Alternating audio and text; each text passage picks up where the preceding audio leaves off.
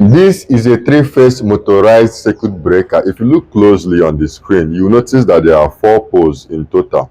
The first 3 here are for the 3 phases, and this last one is for the neutral.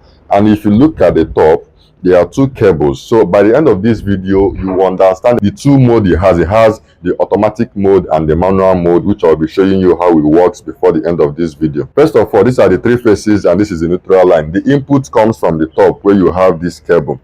And by the end of this video, you will understand why the input must come through the top and not from the bottom. If you notice currently, because I have turned the breaker off through this mechanism, I can't put it on manually, which I would also show you on the video very soon. And if you also look closely, you see a knob here. This is how to switch it from manual mode to automatic mode. Now let me show you the basic difference between the manual mode and the automatic mode. I've wired up the breaker. As you can see, like I explained to you earlier, the input must come from the upper section of the breaker and the output will go through the outer section. I'm using a single phase to test it, so we are using this first line here.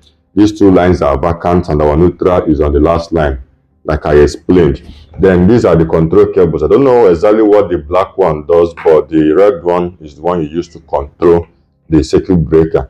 Currently it is on auto mode, so when this breaker gets live from the input, for example from here, what happens? The breaker comes on its own, and as long as this red cable is still having live power coming to it, the breaker works normally like a normal regular breaker. You can put it off and on, but as soon as you remove this from the power line, the breaker automatically goes off and you cannot manually put the breaker on, except this is having contact from the lifeline. Now this is why you shouldn't connect the signal line on the output of the breaker. So let me do it first before it goes off. Let me put it over to this side, so you can see the signal line is on this side, right? If I put up this breaker, power goes out of this line, so if I want to put it back on, the breaker won't come back on. You understand? So it will be like a latch system.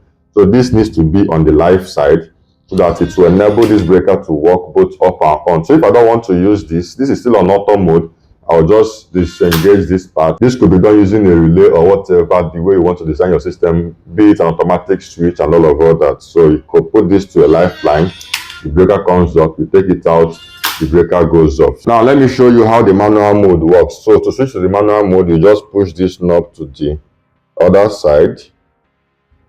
Yes, it is on manual mode now. Now see the difference. When this is connected to a lifeline, the breaker doesn't come on automatically. It just works normally like a manual breaker.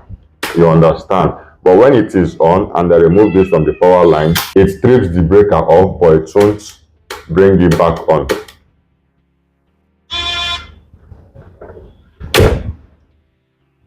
But when it is on and I remove the trigger from the lifeline, the breaker will go off and I won't be able to put it back on. Now notice the difference on the manual mode. When I put this on the lifeline, you hear the sound. It has engaged internally, but you still have to manually put the breaker on. It doesn't automatically put it back on, unlike the automatic mode. So the breaker works like a regular breaker. If I remove it from, even if the breaker is off, I won't be able to put it back on, except this is having contact with the lifeline. Then the breaker can work normally. But on the automatic mode, the breaker can go off and on just from the trigger. So if I remove it, it goes off. If I put it back, it comes back on.